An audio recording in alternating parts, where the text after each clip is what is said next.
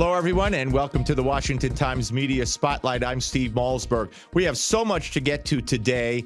We're going to go back and look at the coverage of the Democratic National Convention last week. But I want to start with RFK Jr. Last Friday, while in Arizona and while endorsing Donald Trump, he talked about the media and how they were biased against his presidential candidacy. He brought up Ross Perot, who ran for president in 1992 as an independent. And he talked about the fact that Ross Perot had 34 media interviews with the mainstream media in his 10-month campaign. And then he talked about how that compares to him. In contrast, during the 16 months since I declared, ABC, NBC, CBS, MSNBC, and CNN combined gave only 2 live interviews from me. And he says it's not just that the media hasn't interviewed him. Those networks instead ran a continuous deluge of hit pieces with inaccurate, often vile, pejoratives and defamatory smears. Some of those same networks and colluded with the DNC to keep me off the debate stage. And get this, last week, a federal judge ruled that Kennedy can sue the Biden administration. Kennedy's suit claims the government pressured social media platforms like Facebook, X, and YouTube to censor content it considered misinformation related to his charity for children, which questions vaccines. So RFK's story speaks volumes about where the media in this country is these days. He has lived through it and is living through it and its effects. I talk about it, but he's being directly affected. And so is the American public. But because the facts that they need to know are being hidden, they're unaware that they're being victimized. The Media Research Center did a poll and found that over 70% of Democratic voters are unaware of just how radical Kamala Harris is. No more than 30% of the 1,200 voters polled were aware of even one of the 10 items listed, including support for defunding the police, abolishing ICE, and considering allowing convicted felons to vote. And to RFK's point, most of these people polled said they got their news from one of the 3 networks or cable outlets like CNN and MSNBC. And the MRC has found that since Joe Biden dropped out of the race, the same mainstream media has fed the public 66% more airtime for Kamala Harris as compared to Donald Trump. And the spin on that coverage has been 84% positive for Harris compared to 89% negative for Trump. Outrageous. Shocking? Not really. Now on to the DNC coverage. It was a remarkable speech. The president came on stage without a dry eye in the House, including his own, and Vice President Harris and Tim Walz, his daughter Ashley, introducing him.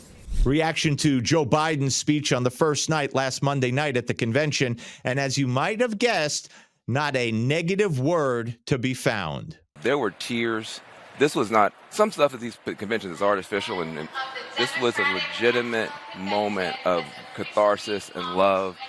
I met Joe Biden in 1987. That was my first campaign for president, 87, 88. I was largely covering Governor Dukakis, but spent a little time with Joe Biden in Iowa. And I was holding my breath waiting for John King to say, and of course, Joe Biden had to drop out of that race because of revelations that he was lying about his college record, his law school record, and plagiarizing other politicians. Then Scott Jennings, the Republican, weighed in. And I thought some of the speech met the moment. Some of it, though, was hyper-partisan, frankly false, ranting about his opponent. And soon we had the fact checker, Daniel Dale. Certainly some false or misleading claims there, especially on the subject of the economy. He went on to talk about Biden's claim on the trade deficit and Biden's claim that billionaires in this country pay an average of 8.2% income tax. 8.2%. I've called this misleading before. It's still misleading. An expert at the Nonpartisan Tax Policy Center has told me this number is, quote, way too low. In fact, Dale said studies show the number is more like 23% that billionaires pay in this country. But at no time did he call it a lie. And of course, when he fact checks Donald Trump, that's the word I hear most, lie. See, his limited, narrow view of the world made him feel threatened by the existence of two hardworking, highly educated, successful people who happen to be black.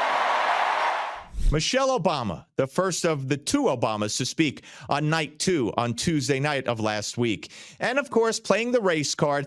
What other reason could there possibly be, folks, for someone not liking her or her husband or Kamala Harris? It has to be because they're black. Ridiculous, obscene, and CNN appeared to love it. But she talked about the fact that he dislikes them effectively for one reason, and that is because they are black. I mean, that's effectively what she said. And then she twisted the knife and said that they have the black jobs. I've rarely seen Dana Bash so thrilled.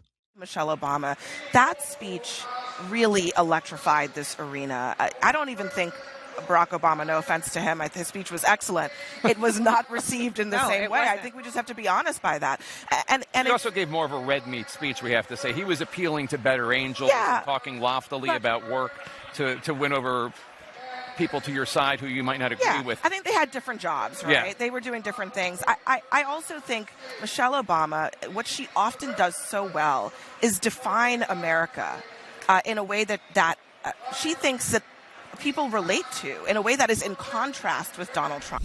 Define Trump and his supporters as racist. That's how my ears heard it. That's how I interpret it. But the stage was set for that kind of thing earlier in the day on MSNBC. The idea that a multicultural, inclusive America is actually the road we're heading down, and that the sort of white patriarchal society that allowed Donald Trump to profiteer as much as he has is going into the rear view, right? That's a powerful, distressing idea if you are part of the white patriarchy like Donald Trump. Typical MSNBC trash. And by the way, that was dubbed as the worst of the day for Tuesday of last week by our friends at Newsbusters. Kamala and ask them, how can I help you? We need Kamala Harris, the president of joy. That was former President Bill Clinton mispronouncing Kamala Harris's name, not once, but twice. Now, of course, when it was over, the media didn't call him racist. They would have been fools to call him a racist. It's ridiculous. The whole thing is ridiculous. But that's what they do to Republicans when Republicans like Trump or others mispronounce Kamala Harris's first name, like Nancy Mace, Republican Congresswoman, did the other day on CNN. When you disrespect Kamala Harris by saying you will call her whatever you want, I know you don't intend it to be that way. That's the history and legacy of white disregard for the humanity of black people. So now you're calling me racist. I didn't say. I just said you weren't a racist. That is complete. No, you don't. Oh, what would the Democrats be without playing the race card? And why shouldn't they? The media doesn't call them out. In fact, at times they tend to agree wholeheartedly. They spent a lot of time pretending they know nothing about this. But look, I coached high school football long enough to know, and trust me on this, when somebody takes the time to draw up a playbook, they're going to use it. Last Wednesday night, VP candidate Tim Walz falsely claiming again that Trump and Vance are responsible for Project 2025. They're not. It's a Heritage Foundation paper that Trump has denounced. They'll gut Social Security and Medicare, and they will ban abortion across this country with or without Congress.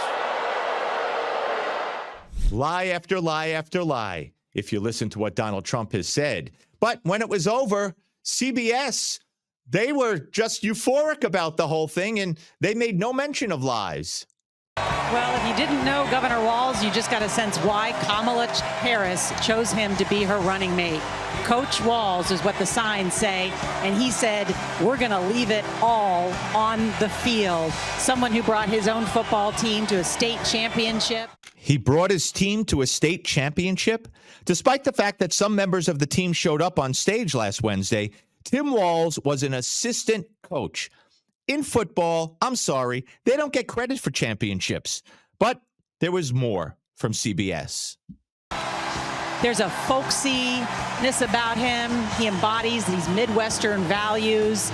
speaks in language nor everybody understands. And then it was over to John Dickerson, CBS News chief political correspondent. Never underestimate a public school teacher. I think he just demonstrated why that's the case. Everybody has a Tim Walz in their life, somewhere in it, and that connects to a larger electorate. Sure, we all know someone who was responsible for putting tampons in boys and girls' bathrooms in the 4th grade, and someone who signed a bill allowing abortion without restrictions, basically, and who made their state a haven for sex change operations for minors.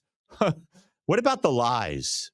Walz has been denounced by Republicans and others for misrepresenting his military service and abandoning his National Guard unit before they were deployed to Iraq. Walz previously claimed that his wife had a child using in vitro fertilization, when in fact, it was a different fertilization process. And CNN reported that Walz's campaign got confused back in 2006 when he was running for Congress as they lied about his arrest back in 1995 for drunken reckless driving, for going 96 in a 55-mile-an-hour zone.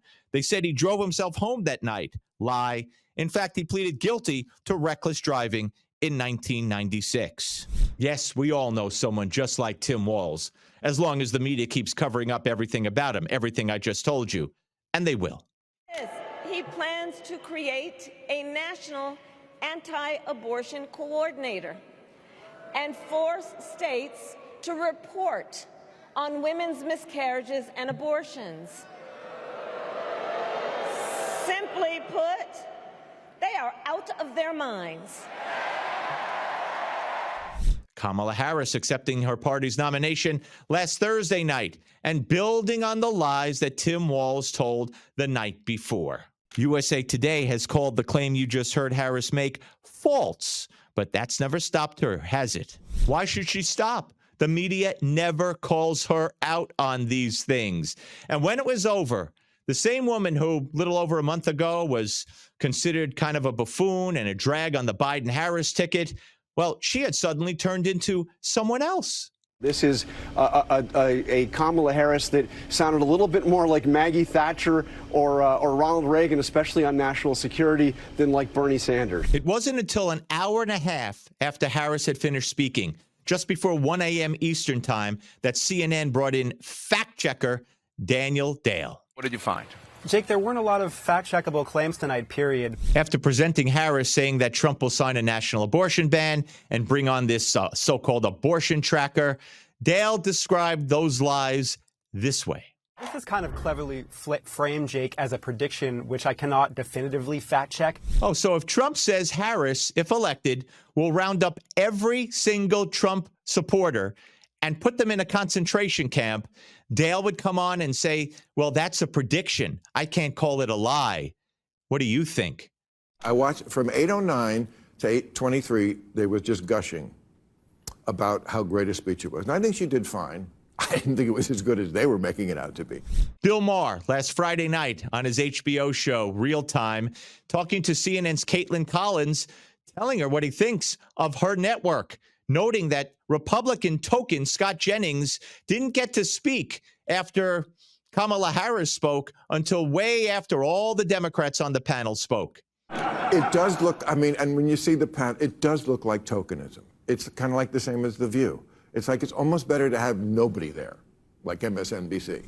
Disguise, distort, deceive. Folks, that's what the media has been doing when it comes to this presidential race, and I believe that's what they will keep on doing right on through and beyond Election Day. And we'll look for it and bring it to you right here on the Washington Times Media Spotlight. I'm Steve Malzberg. Thanks for watching. Share the link, tell your friends, and until next time, stay safe, everybody.